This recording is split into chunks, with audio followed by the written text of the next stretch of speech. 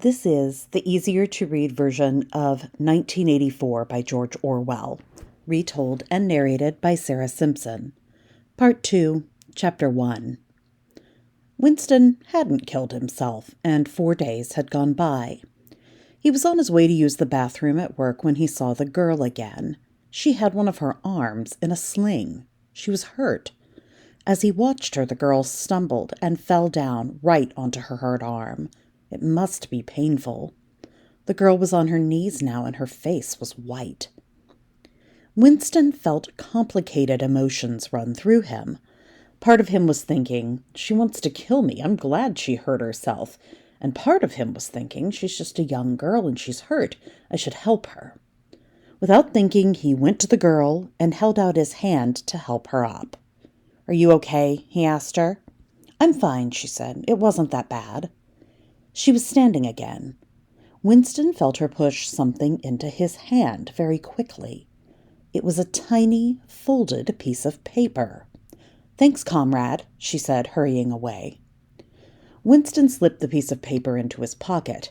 He felt sick to his stomach. What was written on the paper? Was it an order to turn himself into the thought police? Was it a threat? Was it some sort of trick designed to get him to say something she could use against him? The suspense and dread were killing him. He wanted to run into a bathroom stall and read it, but he knew there were more cameras in the stalls than anywhere else in the building. It would be better to take the piece of paper back to his workstation. He could hide it in a pile of his work papers, read it secretly, then throw it in the trash can in the wall. If he waited 5 minutes before he read it, nothing would look suspicious if he was being watched by the telescreen. He worked on a boring piece of writing, waiting until enough time had passed.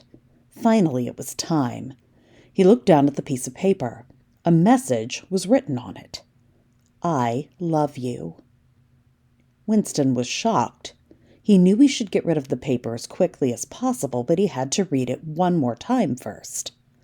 "I love you." Winston couldn't concentrate on his work for the rest of the morning. When it was time for lunch, he went to the cafeteria. He needed time to think. Unfortunately, his neighbor Parsons sat down beside him and wouldn't stop talking about how excited he was for Hate Week. Winston wasn't listening to him. He was looking for the girl with dark hair. He needed to see her. Once he caught a glimpse of her across the room, but then she was gone. After lunch, Winston felt a little better.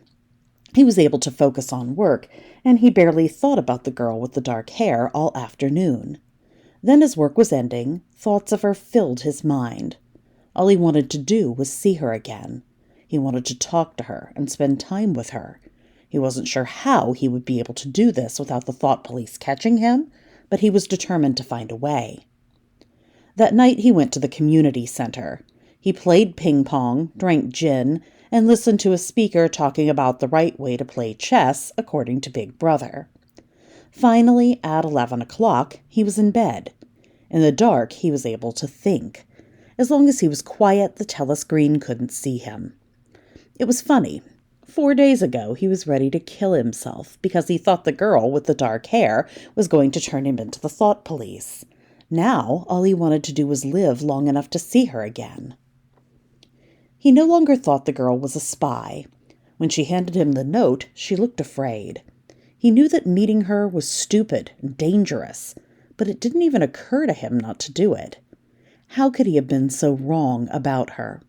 He had thought she was stupid and full of hate like the other party women, but she wasn't. He thought about her soft, young body and was filled with desire.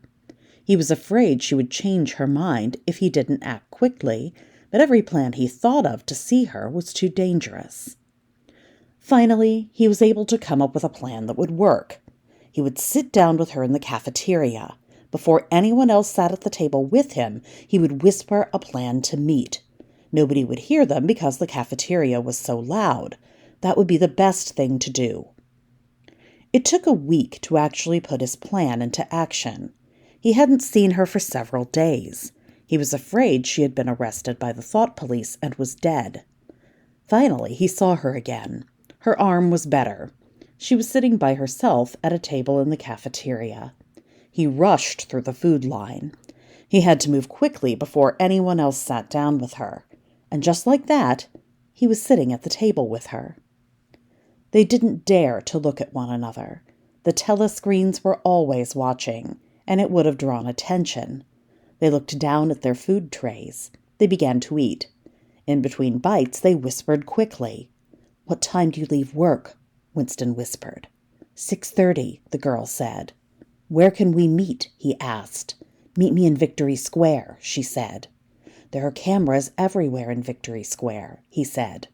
"It'll be fine," she said. "There are always lots of people around. Nobody will notice us if we're careful." "How will I know when it's safe to come up to you?" he asked. "Wait until there's a big group of people," she said. "We'll get into the middle of the crowd and no one will be able to see us." "What time?" he asked. 7 o'clock, she said. "I'll be there," he said. They finished their lunch in silence, taking great care not to look at one another. Winston was at Victory Park early. He couldn't wait to see the dark-haired girl again. He felt nervous while he was waiting, so he walked around to pass the time. He looked at each person, hoping it was her. He was starting to feel afraid she had changed her mind, but then he saw her standing next to the statue of Big Brother. She was pretending to read the plaque next to the statue, but he could tell she was secretly looking around for him. When a crowd of people passed by, Winston and the girls slipped into the middle of it. The crowd was walking very fast towards the street that led into the city. A long row of trucks carried captured Eurasian prisoners from the latest war. The men looked tired and sad. The people of Oceania rarely got to see anyone from another country or of a different race, so whenever prisoners were driven through town, everyone ran to see them. It was the perfect situation for Winston and the girl to be close to one another. They stood close together, but it didn't seem strange. Lots of people were pushed close together as they tried to get closer to the side of the road. Winston's right arm was pressed against the girl's left arm. He reached out and very carefully held her hand. It only lasted a few seconds, but he memorized everything he could about that hand. She had small fingers and calluses on her palm from working. The inside of her wrist was soft. The crowd was noisy, so they didn't worry about being heard when they spoke. "Can you meet me on Saturday afternoon?" she asked. "Yes," he said. "Good. Go to Paddington train station and take the train for 30 minutes. When you get off the train, turn left onto the street. Walk 2 kilometers. You'll see a gate with the top rail missing. Go through it. You'll walk down a little path. I'll meet you there." "What time?" he asked. 3 o'clock, she said. "I'll get there using a different route so no one will see us." And then she was gone, lost in the crowd of people.